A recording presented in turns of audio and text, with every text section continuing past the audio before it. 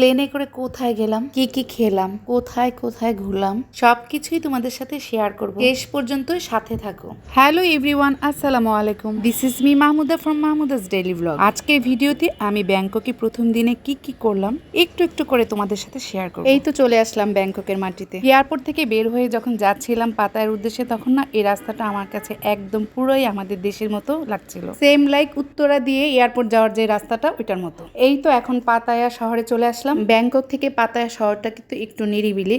Bangkok airport থেকে Pattaya শহরে আসতে বাসে করে 2 ঘন্টা লেগেছিল। ক্ষুধা লেগেছিল, এখন একটু খাওয়া দাওয়া করে তারপর আমরা বের হব। প্রথমেই যেই জায়গাটা ঘুরবো সেটা হচ্ছে Ripley's believe it or not প্লেসটার নাম। চলো ঘুরে ঘুরে তোমাদের সাথেও শেয়ার করি প্লেসটা। অনেক আগে কিন্তু টিভিতে বিলিভ ইট অর নট এই শোটা দেখতাম আমরা। তো চলে যাচ্ছে এখন ভিতরে। এটা না আসলে অনেকটা হরর টাইপের জিনিসপত্র এখানে দেখা যায়। ফ্লোরের এই লাইটিংটা খুব সুন্দর লাগছে না? কেমন একদম স্টারের মতো টাইলসের নিচে থেকে দেখা যাচ্ছে।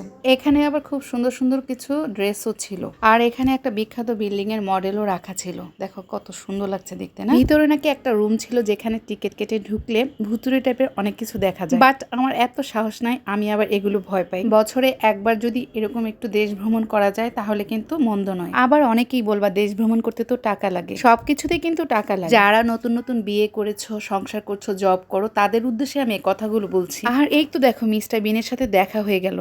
বয়স এবং সময় এই দুটো জিনিস কখনোই থেমে থাকে না। তাই তো বলছি সারা বছর কর্মব্যস্ততায় দিন কাটানোর পরে বছরে একবার যদি তুমি নিজেদের জন্য একটু সময় বের করো তাহলে মন্দ কি? টাকা পয়সা জমিয়ে ফিউচারের জন্য রেখে নিজেদেরকে কষ্ট দেওয়ার কোনো মানেই হয় না। যতটুকু প্রয়োজন ততটুকু রেখে এর মধ্য থেকেই নিজেদের একটু বিনোদনের প্রয়োজন আছে। ভ্রমণে কিন্তু শরীর মন সবকিছুই ভালো থাকে। বিলিভ ইট অর নট এই প্লেসটা ঘুরে আমার কাছে ভালোই লাগলো। এখানে সবকিছু কেমন যেন একটু ভুতুরে ভুতুরে টাইপের। যাক, অবশেষে এখানে ঘোরাফেরা শেষ করে আমরা চলে যাচ্ছি জমটেইন নাইট মার্কেটে। এই মার্কেটটা একদম আমাদের হোটেলের পিছনে ছিল, সেই জন্য রাতে বেলা এই মার্কেটটা ঘুরে নিচ্ছি। এই যে দেখো ওই যে বড় ওইটা ছিল হোটেল আর এটা ছিল মার্কেট। তাছাড়া রাতে তো আমাদেরকে খাওয়া দাওয়া করতেই হবে, সেজন্যই মার্কেটে বের হলাম। একবারে খাওয়া দাওয়া সেরে হোটেলে যাব। এখানে অনেক মজার মজার খাবার ছিল। চাউমিন দেখে মনে হচ্ছিল যে বেশ মজা হবে, তাই চাউমিন নিয়ে নিলাম ডিনারে খাওয়ার জন্য। বিদেশের বাড়িতে এরকম খোলা আকাশের নিচে বসে খাওয়া দাওয়ার মজাই আমার কাছে আমাদের দেশের মতোই লাগছিল। খুব সুন্দর ওয়েদারটা ছিল, প্রচুর বাতাস। আর দেখো বিনোদনের জন্য ওখানে কিন্তু একটা স্টেজ ছিল, ছোট ছোট বাচ্চারা ওখানে পারফর্ম করছিল। হোটেলের নিচেই এমন সুন্দর মনোরম পরিবেশ পাওয়া যাবে কখনো ভাবিনি। আর দেখো কত সুন্দর ফ্রেশ জুসের স্টল ছিল। যে যেই জুস লাইক করবা সেই জুসটা সাথে সাথে বানিয়ে দিবে। এই আইডিয়াটা আমার কাছে খুবই ভালো লেগেছে।